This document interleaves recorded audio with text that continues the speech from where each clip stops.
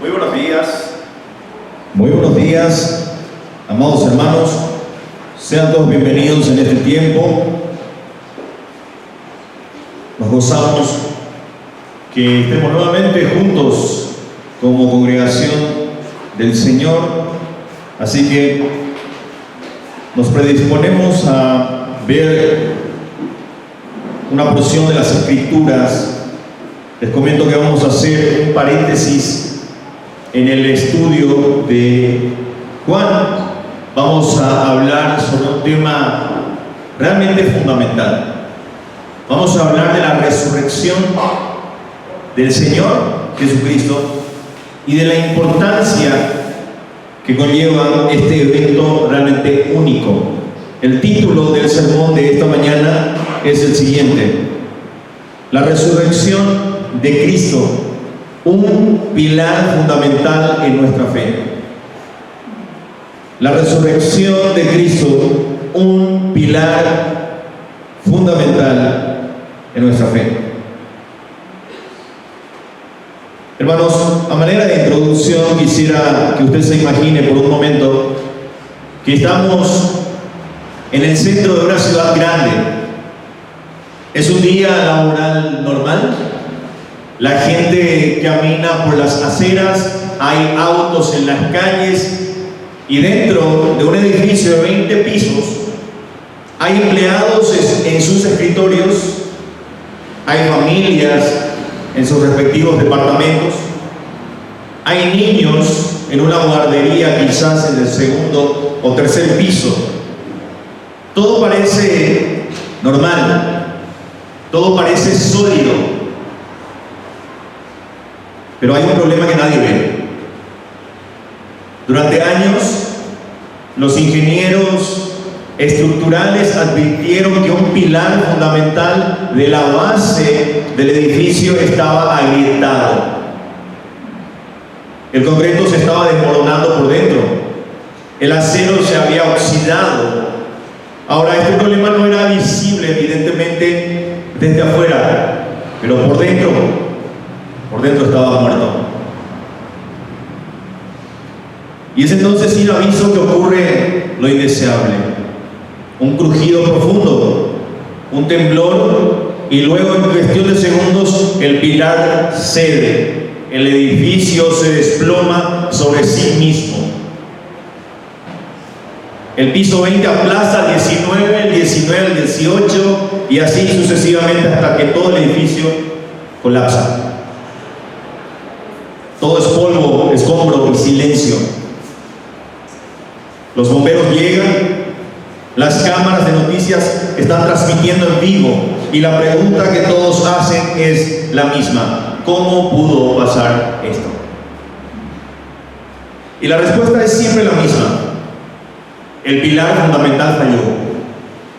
El pilar fundamental falló, y cuando el pilar falla, todo lo demás colapsa sobre él. Hermanos, quisiera que abra su Biblia en 1 Corintios 15. No vamos a tomar todavía lectura, pero quisiera que ahora, que vaya preparándose, 1 Corintios 15. El apóstol Pablo escribe a la iglesia de Corinto, y esa iglesia está en un peligro de colapso a esas alturas, porque dentro de esa congregación hay algunos que están diciendo: no hay resurrección de los muertos, según 1 Corintios 15:12. Y Pablo, que es como un ingeniero estructural de la fe, entiende algo que ellos no entienden. Él entiende que la resurrección de Cristo no es una doctrina decorativa más. No lo es. Pablo entiende que no es un adorno más en la fachada del cristianismo. La resurrección para Pablo no es un tema opcional para la temporada de Pascua. No. La resurrección de Cristo, escuche bien, hermano, es el pilar fundamental de fe.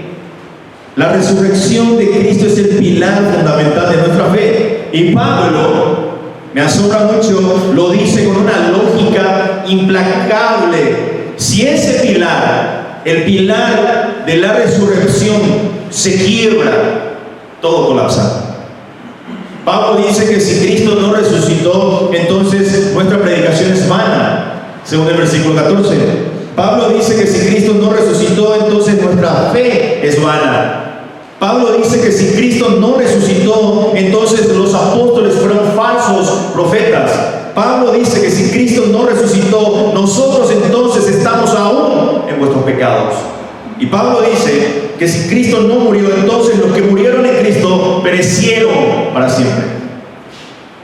Y más aún, si Cristo no resucitó, dice Pablo, entonces nosotros somos los más miserables de todos los hombres. ¿Ven lo que Pablo está diciendo? Él está diciendo que si el pilar falla, todo el edificio se viene abajo, no queda absolutamente nada.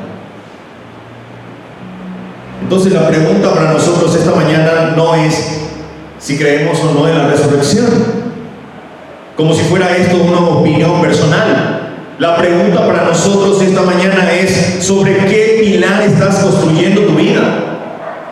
Esa es la pregunta válida, porque si estamos construyendo sobre el pilar de nuestra bondad moral, ese pilar se quiebra el día que pecas. Si estás construyendo sobre el pilar de tu religiosidad, ese pilar se quiebra, ¿sabe cuándo? El día que dudas. Si estás construyendo tu vida sobre el pilar de tus emociones, ese pilar se quiebra el día que te sientes vacío.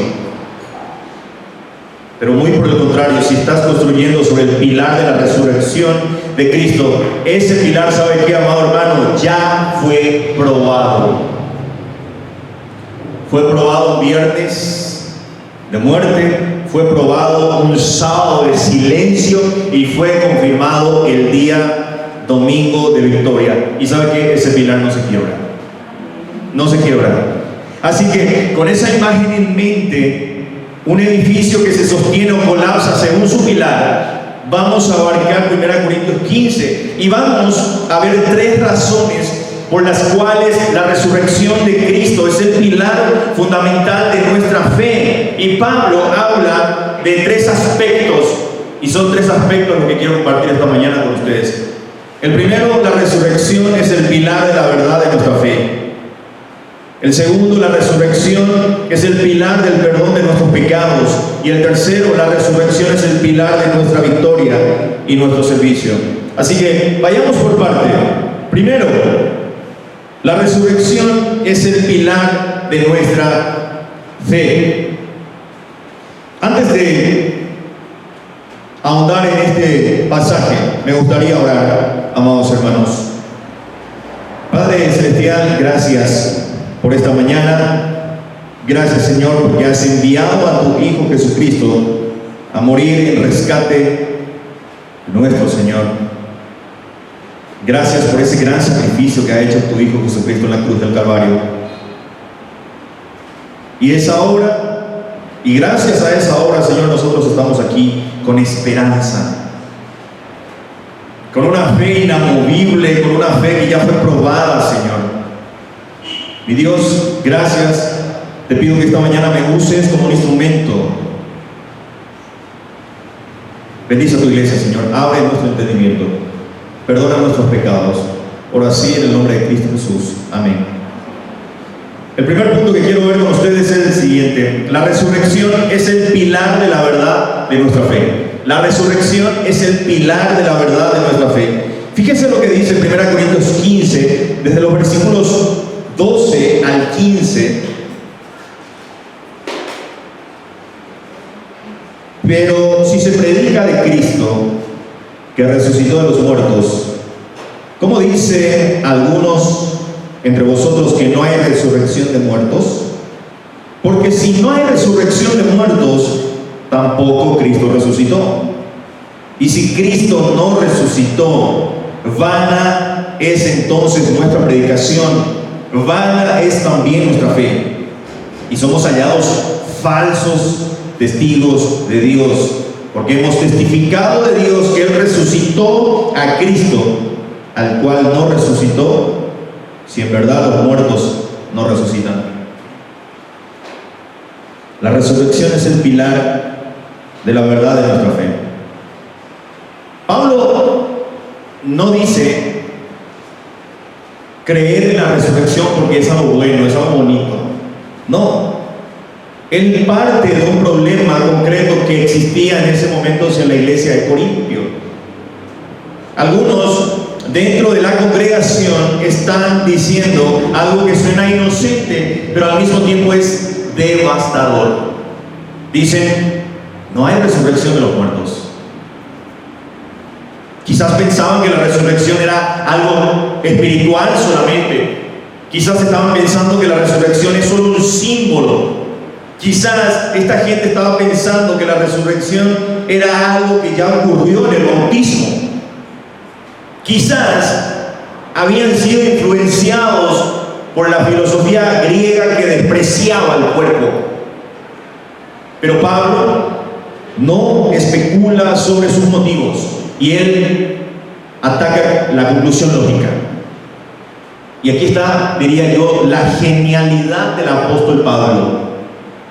Él no responde primero con, pero nosotros creemos que sí. No. Él toma la premisa falsa de ellos y la lleva hasta sus últimas consecuencias. Si no hay resurrección de muertos, dice Pablo, entonces Cristo no resucitó. ¿Por qué? Porque Cristo era verdaderamente hombre. Si los muertos no resucitan como categoría general, entonces el hombre que murió tampoco pudo haber resucitado, refiriéndose a Cristo Jesús. La resurrección de Cristo no es una excepción mágica o no es una regla que no existe. ¿Sabe qué? La resurrección de Cristo es la primicia de una cosecha general. De una cosecha general. Por eso Pablo conecta inseparablemente la resurrección de Cristo con la nuestra. Cristo siendo primicia, primeramente, entonces cada uno de nosotros, los que estamos en Cristo Jesús, vamos a ser, consecuentemente, gracias a su resurrección, resucitados en el día postrero. Pablo entonces comienza a enumerar las consecuencias catastróficas si Cristo no hubiese resucitado. Primero dice que si Cristo no resucitó, nuestra predicación es vana. La predicación se vuelve vacía, hueca, sin contenido. Los apóstoles no estarían predicando verdades eternas si Cristo no hubiese resucitado. Estarían solamente haciendo ruido.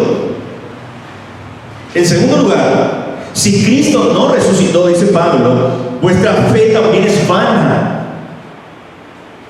No importa cuánto creas, la fe no salva si su objeto está muerto. La fe no salva si su objeto está muerto. Puedes creer con toda tu alma que un puente te sostendrá, pero si el puente está diseñado con errores de cálculo, ¿sabes qué va a pasar? Tu fe no evitará el colapso. Tercero, si Cristo no resucitó, los apóstoles son falsos testigos de Dios, es lo que dice Pablo. Porque ellos no predicaron Jesús es un gran maestro. Ellos predicaron Dios levantó a Jesús de los muertos. Dios levantó a Jesús de los muertos. Si eso es mentira, amado hermano, entonces no son maestros equivocados. Son unos maestros mentirosos, fraudulentos, que han hablado en nombre de Dios. Ojo, si Cristo no hubiese resucitado. Y Pablo incluye a Pedro, a Santiago, a Juan y a sí mismo. No hay término medio. O la resurrección ocurrió, o el cristianismo es el fraude más elaborado de la historia. Esto no es una opinión secundaria. Esto es el pilar. Si niegas la resurrección, no estás ajustando una doctrina menor. Estás sacando los cimientos de debajo de todo el edificio. Él quiere que los corintios, Pablo quiere que los corintios entiendan que la verdad del evangelio entera descansa, ¿saben qué? En un solo hecho histórico, que Jesús salió de la tumba. Ahí descansa todo el evangelio, en la resurrección de Cristo Jesús.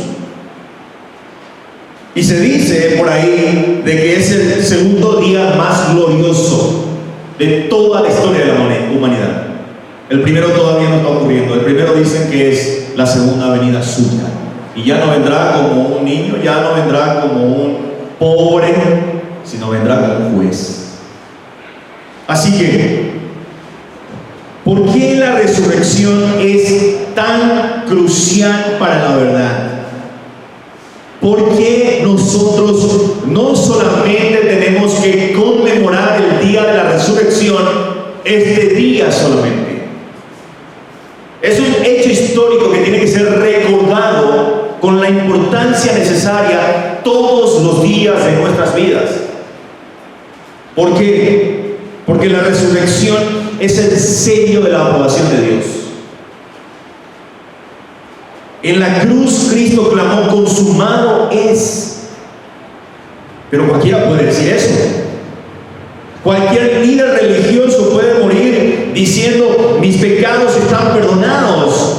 La prueba, amado hermano, no está en la muerte. La prueba está en lo que ocurre después. Y la resurrección es el veredicto divino de Dios.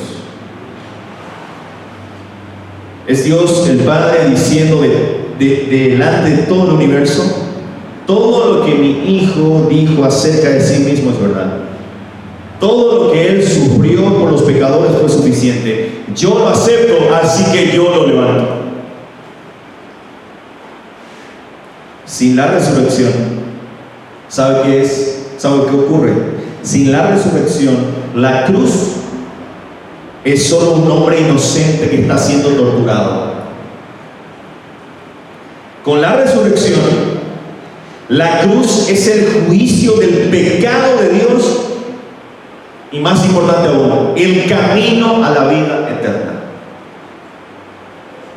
Jesús mismo dijo, ¿se acuerdan? Destruí este templo y lo levantaré en 3 días.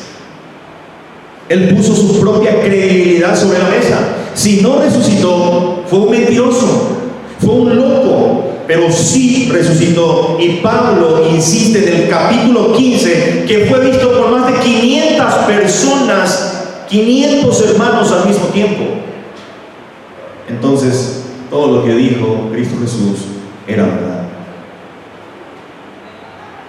Cristo Jesús, al resucitar, tiene autoridad sobre la muerte.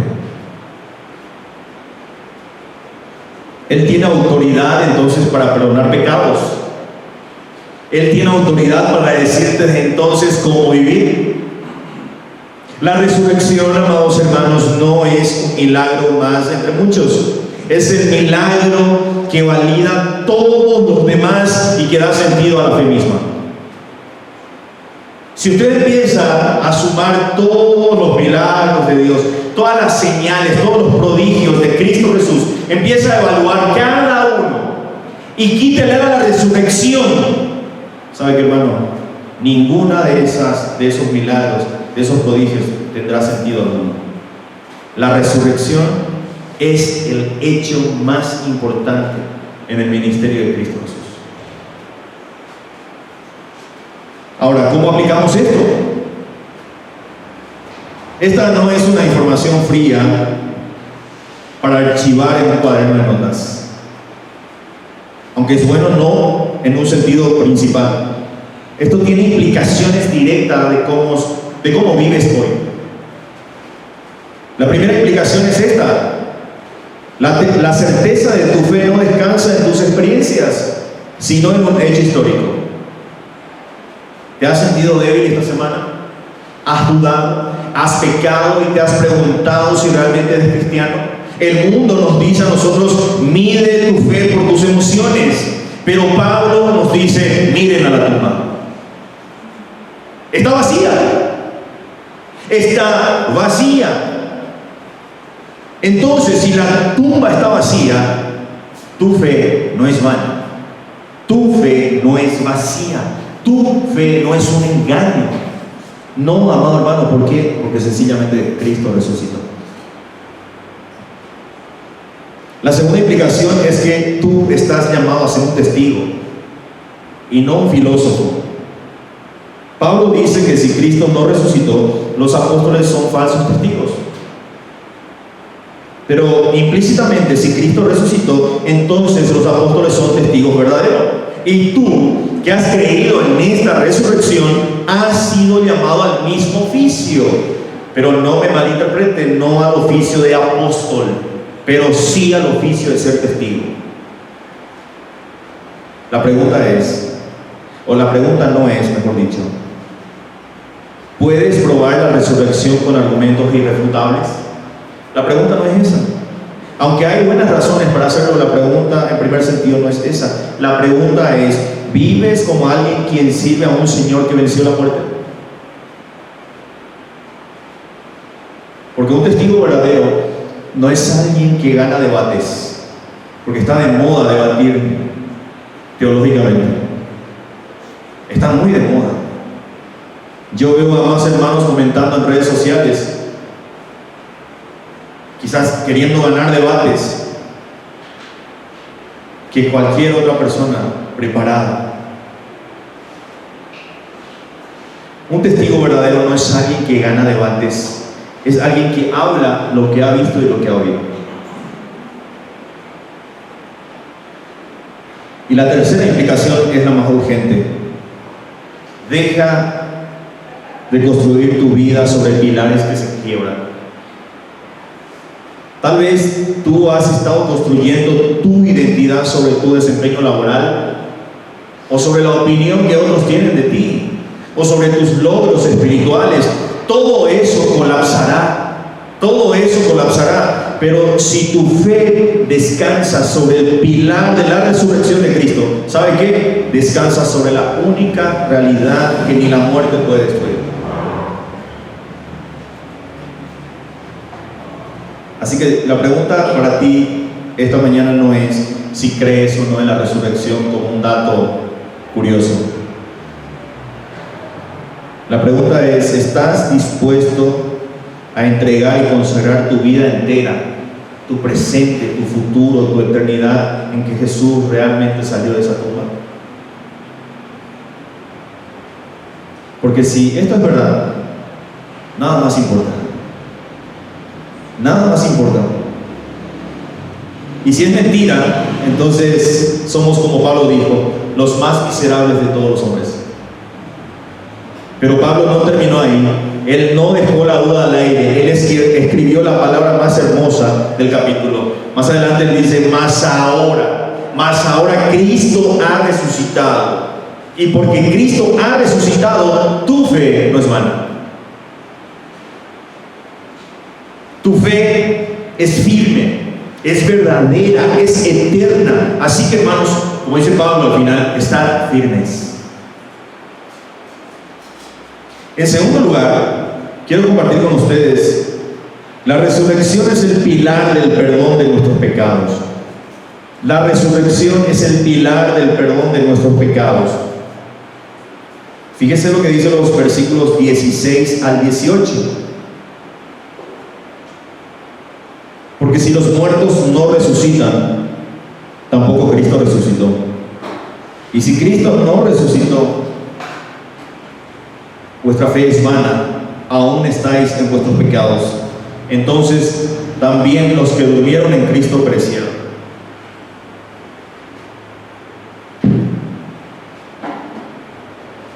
Para entender lo que Pablo está haciendo aquí, debemos observar atentamente cómo construye él su argumento. Él ya ha dicho que si no hay resurrección de muertos en Cristo, entonces Cristo no resucitó. Pero ahora Pablo da un paso más allá, y este paso lo considero yo es aterrador. En el versículo 16 repite la premisa: porque si los muertos no resucitan, tampoco Cristo resucitó.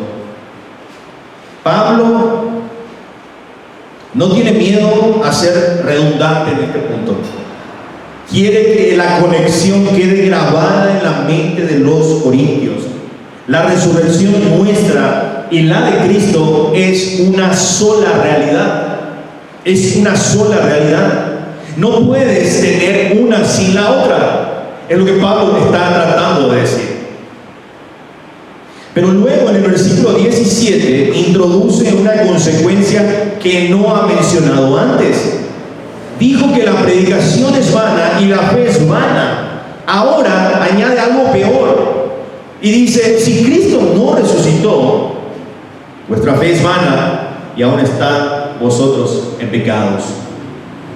Observe, hermano, la palabra aún.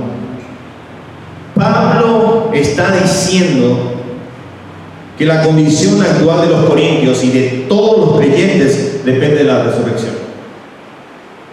Depende de la resurrección. Si Cristo no resucitó, entonces no ha pasado nada desde ese día que murió. El pecado sigue ahí, la culpa sigue ahí, la separación de Dios sigue ahí. La cruz sin la resurrección no logró nada. No logró nada. Y luego en el versículo 18, Pablo añade otra capa de horror. Dice Pablo: entonces también los que durmieron en Cristo perecieron. La palabra durmió es una metáfora tierna que los cristianos usaban para la muerte física. Pero Pablo dice que si no hay resurrección, esa metáfora es un engaño cruel. No están durmiendo, están muertos. Están muertos, han perecido, no hay esperanza para ellos, no hay reencuentro, no hay vida eterna, simplemente dejaron de existir. Ojo, si Cristo no ha resucitado. Ahora bien, Pablo no simplemente quiere asustar a los corintios aquí.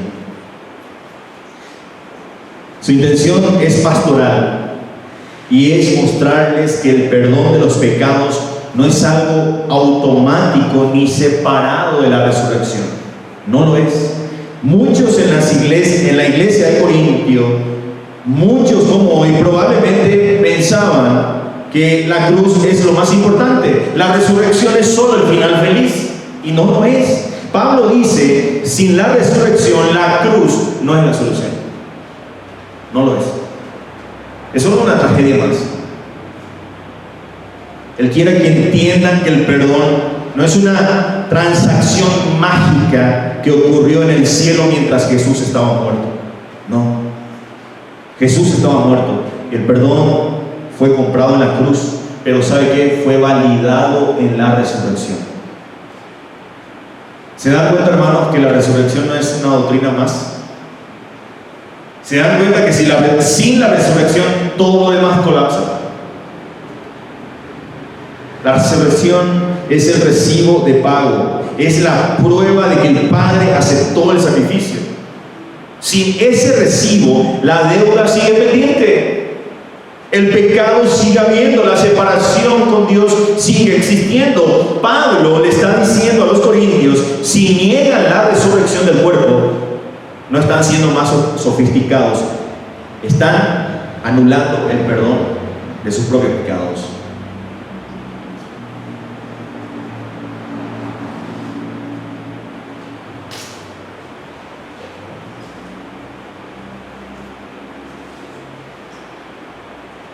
El cristianismo ofrece la redención total de las personas en cuerpo, alma, espíritu.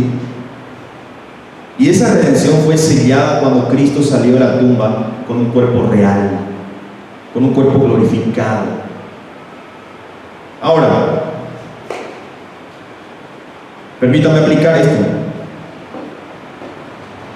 ¿Por qué la resurrección es el pilar fundamental del perdón?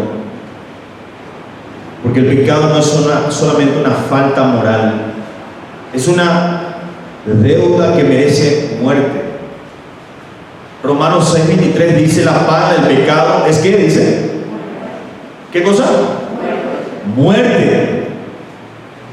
Como decía alguien por ahí, el pecado tuvo que ser tan grave que tuvo que venir el mismo Hijo de Dios para poder solucionarlo. Cuando Cristo murió en la cruz, Él pagó esa paga. La pregunta es, ¿fue suficiente? Cualquier persona puede morir. Los ladrones que murieron junto a Jesús, que estaban colgados, mejor dicho, junto a Jesús, también murieron. La muerte de un hombre, incluso de un hombre, no paga los pecados del mundo. Lo que hace que la muerte de Cristo sea eficaz no es el hecho de que murió, es el hecho de que murió y lo que ocurrió después, la resurrección. Eso hace que su muerte sea eficaz, porque todos pueden morir. Lo que hace eficaz en la muerte de Cristo es lo que ocurrió después, su resurrección.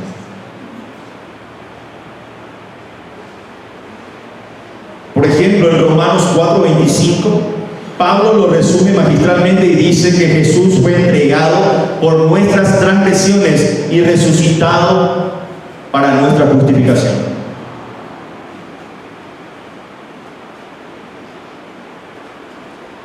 Si Cristo sigue muerto, entonces la justicia de Dios aún no está satisfecha. Pero si vive, entonces la justicia está cumplida. Y aún más, hermanos, la resurrección de Cristo es la prenda de nuestra propiciación. Pablo en su segunda carta a los Corintios en 5:21 dice: al que no conoció pecado, por nosotros lo hizo pecado, para que nosotros fuésemos hecho justicia de Dios en él. ¿Cómo sabemos que fuimos hechos justicia nosotros? Sencillamente porque Él fue levantado, sencillamente porque Él resucitó. Y si Cristo fue declarado justo al salir de la tumba, entonces todos los que estamos unidos a Él somos declarados justos también. ¿Se dan cuenta que la resurrección no es una doctrina más?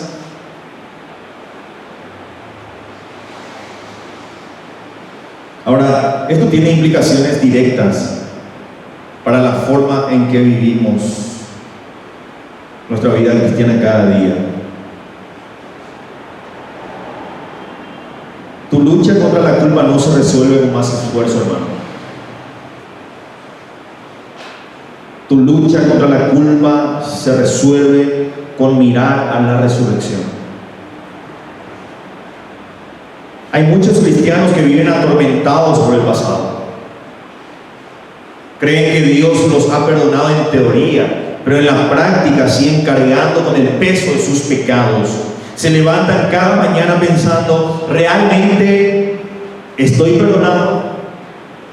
¿Y si mi pecado fue demasiado grande? ¿Y si Dios todavía está enojado conmigo? Pablo te responde hoy: Cristo resucitó. Y si Cristo resucitó, entonces el recibo está firmado. La deuda está pagada. No hay nada pendiente. No hay. El Padre no está enojado con sus hijos. Lo recibió sencillamente porque recibió el sacrificio perfecto de su Hijo. La resurrección, amado hermano, es la garantía de que tu conciencia puede estar en paz. No porque seas digno, sino porque Cristo vive. La segunda implicación es que el perdón que has recibido debe transformar tu relación con los demás. Si tú has sido perdonado de una deuda infinita, la deuda de tus pecados contra un Dios santo, ¿cómo puedes negar el perdón a alguien que te ofendió de manera finita? Es ilógico. Si nosotros hemos recibido el perdón de un pecado tan grande, ¿cómo nosotros no vamos a poder perdonar algo finito de una ofensa de alguien? Es ilógico. La resurrección no solo nos asegura el perdón divino, nos llama a ser un canal de ese perdón hacia otros. Amado hermano, no puedes, escúcheme bien, no puedes abrazar el pilar del perdón y luego vivir como si los demás no merecieran misericordia. No se puede. La tercera implicación en este punto es la más liberadora de todos. Ya no necesitas vivir con miedo ante la muerte. Porque si la resurrección es la garantía del perdón, entonces la muerte ya no es un castigo. Si entendemos este punto de la resurrección, entonces la muerte ya no es un castigo. El castigo del pecado es muerte eterna. El castigo del pecado es separación de Dios. Pero para los que estamos en Cristo Jesús, la muerte física ya no es nada de eso. Ya no es nada. La muerte física solo sabe que es un pasaje, una puerta, un sueño del que vamos a despertar algún día. Eso sencillamente es la muerte. ¿Por qué? Porque nuestros pecados están perdonados. Y si nuestros pecados están perdonados, la muerte no tiene ningún derecho sobre nosotros. Ninguno. Ninguno. Y no porque seamos dignos, sino porque Cristo vive. Sencillamente por eso. ¿Sabe qué? El aguijón de la muerte es el pecado. Dice Pablo más adelante en este mismo capítulo: pero si el pecado ha sido quitado, entonces el aguijón ha sido extraído. Ha sido extraído. ¿Sabe qué? La muerte puede picar, pero ya no envenena. Ya no envenena. Así que mira de nuevo a la tumba vacía. Porque Él vive. Tú puedes perdonar, porque Él vive. La muerte no es el final. Ese es el pilar. Sobre Él es que estamos parados hoy. ¿Y saben qué? Ese pilar no se mueve. No se mueve. Venga lo que venga. Venga lo que venga, ese pilar es inamovible. Amén, hermanos.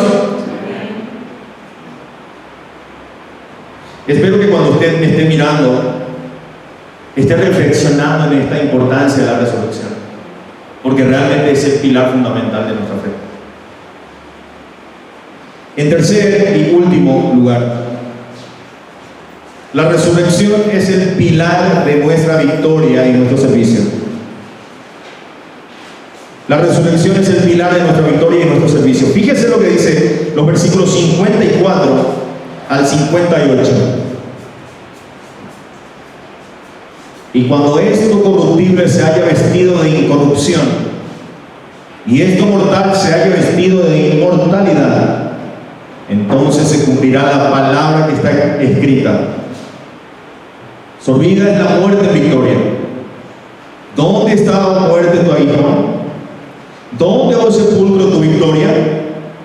Ya que el aguijón de la muerte es el pecado, y el poder del pecado la ley, mas gracias sean dadas a Dios, que nos da la victoria por medio de nuestro Señor Jesucristo. Así que, dice Pablo, hermanos míos amados, estad firmes y constantes, creciendo en la obra del Señor siempre, sabiendo que vuestro trabajo en el Señor no es en vano. Amén. Pablo ha llevado a los corintios al borde del abismo para que vean lo que está en juego. Pero ahora en el versículo 54 todo cambia. Pablo dice: y cuando esto corruptible haya vestido de incorrupción, y esto mortal se haya vestido de inmortalidad, entonces se cumplirá la palabra escrita: sorbida es la muerte en victoria.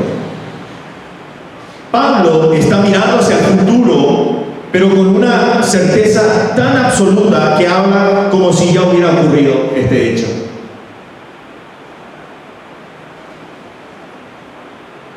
Él cita dos pasajes del Antiguo Testamento aquí.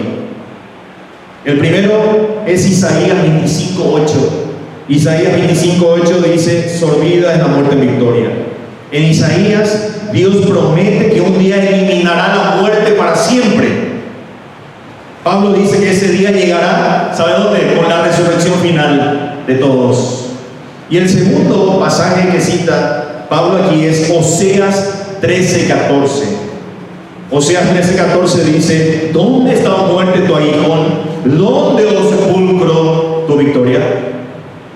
En Oseas, Dios desafía a la muerte y al sepulcro. Pablo toma ese desafío y ¿sabe qué? Lo toma por cumplido en Cristo Jesús. Luego, en el versículo 56, Pablo explica algo crucial. El aguijón de la muerte es el pecado y el poder del pecado es la ley. Aquí la lógica es profunda.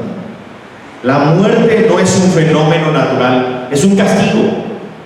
Es un castigo. Su aguijón, lo que la hace dolorosa y mortal, es el pecado. ¿Por qué el pecado tiene poder para matar? ¿Sabe por qué? Porque existe la ley de Dios. La ley dice que aquella alma que pecare, esa morirá. La ley es santa, justa y buena, pero para el pecador, ¿sabe qué es? La ley es el poder que lo condena. Sin la ley no hay transgresión, sin transfiguración no hay muerte, pero la ley está vigente. El pecado es real y por eso la muerte reina, por eso todos morimos. Por eso todos morimos. Sin embargo, en el versículo 57, Pablo da un golpe final y dice: mas gracias sean dadas a Dios, que nos ha dado la victoria por medio de nuestro Señor Jesucristo. La victoria no es algo que nosotros logramos, es algo que Dios nos da. Y nos da por medio de Jesucristo.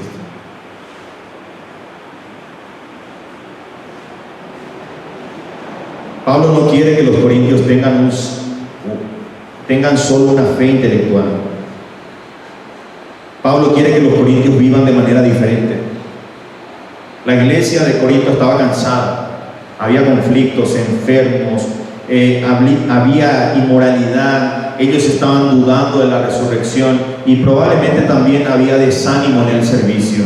Algunos se preguntaban: ¿para qué seguir sirviendo si al final todos morimos? ¿Para qué seguir sirviendo si al final todos morimos? ¿Para qué esforzarme si mi trabajo no parece dar fruto? Pablo responde a ese desánimo no con un esfuérzate más, responde con una doctrina: la resurrección. Él dice: porque hay resurrección, tu trabajo no es en vano. Porque hay resurrección, puedes estar firme. Porque hay resurrección, la muerte no tiene ya la última palabra. Permítame aplicar este punto y luego haré una conclusión y un llamado final. ¿Por qué la resurrección es el pilar de nuestra victoria y nuestro servicio? Porque Cristo no solamente resucitó, sino que su resurrección es el modelo y la garantía de la nuestra. Jesús es llamado las primicias en el versículo 20. Las primicias, ¿saben qué? Eran el primer puñado de la cosecha que se ofrecía a Dios en el templo. Ese puñado de primicia garantizaba que el resto de la cosecha estaba por venir. Así es Cristo. Es el primero, pero no el único. Es el primero en resucitar, pero no el único. Todos los que estamos en Cristo Jesús vamos a también sufrir las consecuencias gloriosas, en el buen sentido de la palabra, la resurrección. Pero hay algo más profundo aquí. La victoria de la que Pablo habla no es solo victoria sobre la muerte física, es victoria sobre todo lo que causa muerte, el pecado de la ley. Cristo en su vida cumplió toda la ley perfectamente. En su muerte cargó con la maldición de la ley que pesaba sobre nosotros. En su resurrección demostró que la ley ya no tiene ningún reclamo contra Él ni contra los que están en Él. Por eso, amado hermano, Pablo puede decir que el aguijón ha sido removido. La muerte ya no puede acusarte porque Cristo ya pagó. Ya no. La ley ya no puede condenarte porque Cristo la cumplió. No puede. Esto no significa que los cristianos no mueran físicamente. Todos nosotros vamos a morir. Todos. Vamos a morir. Pero Pablo llama a esta muerte, ¿sabe qué? Dormir. ¿Por qué? Porque para los que estamos en Cristo Jesús, la muerte no es un final, es un sueño del que vamos a despertar cuando Cristo nos glorifique y cuando seamos como Él. Hermano, tal vez llevas años sirviendo en la iglesia y no ves fruto. Tal vez has predicado el evangelio a un familiar y parece que nunca cambia. Tal vez has dado, has ayudado, has madrugado, has llorado por otros y sientes que nadie lo nota. Tal vez el desánimo ha comenzado a instalarse en tu corazón y has empezado a preguntarte, ¿para qué seguir? ¿Para qué? ¿Realmente vale la pena seguir? Escucha lo que Pablo te dice: tu trabajo en el Señor no es en vano. No es en vano. No porque veas resultados ahora, sino porque hay una resurrección. El día viene cuando todo será revelado. El día viene cuando Cristo dirá: bien y buen siervo y fiel, entra al reposo de tu Señor. Eso será para algunos. Pero para los que no están en Cristo Jesús, ellos oirán: yo no te conozco, apártate de mí. Ellos oirán eso.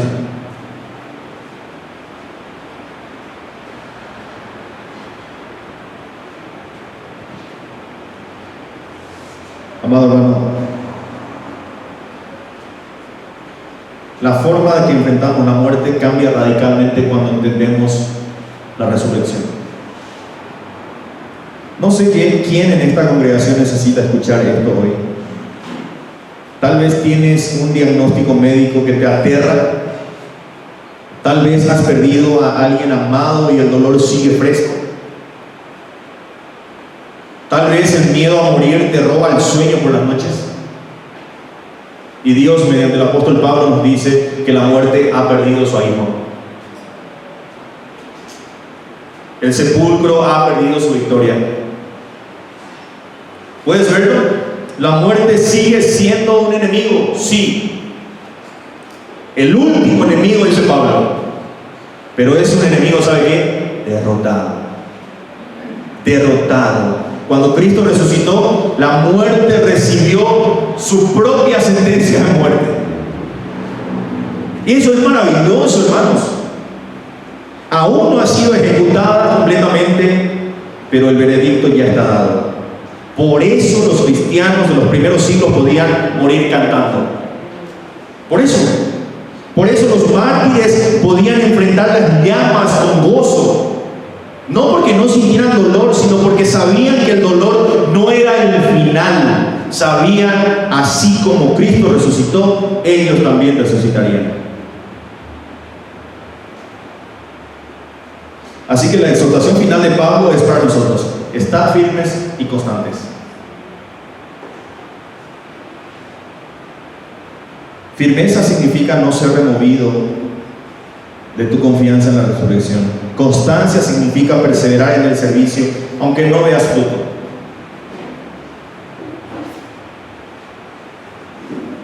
Hermano, hemos visto 3 pilares que la resurrección sostiene: la verdad de nuestra fe, el perdón de nuestros pecados y nuestra victoria y servicio. Pero no nos vayamos de este lugar confundidos. El pilar no es una doctrina, el pilar no es un evento histórico, es un evento real. El pilar es una persona. Cristo ha resucitado y Él es nuestro pilar, Él es nuestra columna, Él es nuestra esperanza. Él es la verdad que cada uno de los que están alejados de Él necesitan conocer. Así que mi llamado final no es que creas en una resurrección como una idea solamente. Mi llamado es que te arrodilles ante el resucitado, porque un día todo ojo le verá. Los que le traspasaron le verán, tú le verás. La pregunta es, escuche bien la pregunta que le voy a hacer, porque esto es serio.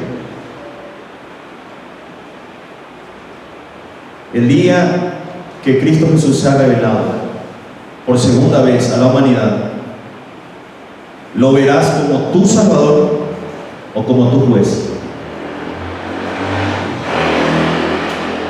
Si hoy reconoces que has construido tu vida sobre pilares que se quiebran, tu bondad quizás, tu religión, tus emociones, y te arrepientes, ¿sabe qué? Él te recibe. Si hoy confiesas con tu boca que Jesús es el Señor y crees en tu corazón que Dios le levantó de los muertos, ¿sabe qué? Serás salvo. No porque tu fe sea fuerte, sino porque la resurrección es real. Ven a Él, abraza al pilar. Este pilar no se quiebra, este pilar no te dejará caer. ¿Sabe por qué? Porque Él vive, y porque Él vive también tú vivirás. Amén, hermanos. Amén. Que el Señor les bendiga. Voy a pedir que se ponga en pie. Vamos a terminar esta parte.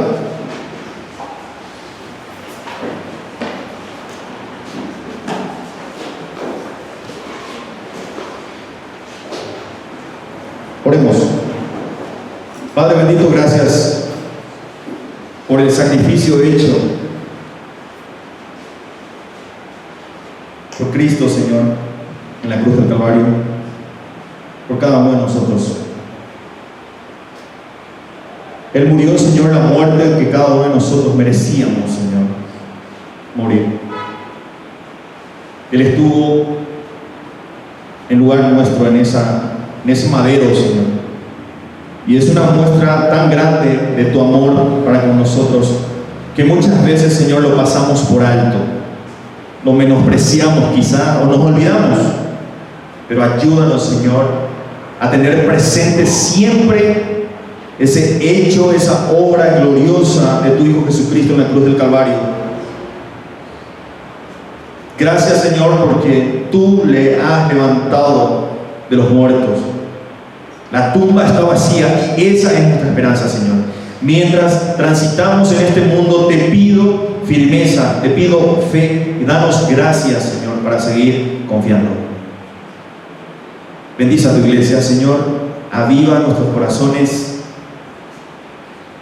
Bendice a mis hermanos. Límpianos, Señor, de toda maldad, de todo pecado. Perdónanos, Señor. Oro así en el nombre de Cristo Jesús. Amén. Voy a pedir a hermano Álvaro que pueda pasar a orar por las ofrendas. Hermano, por favor.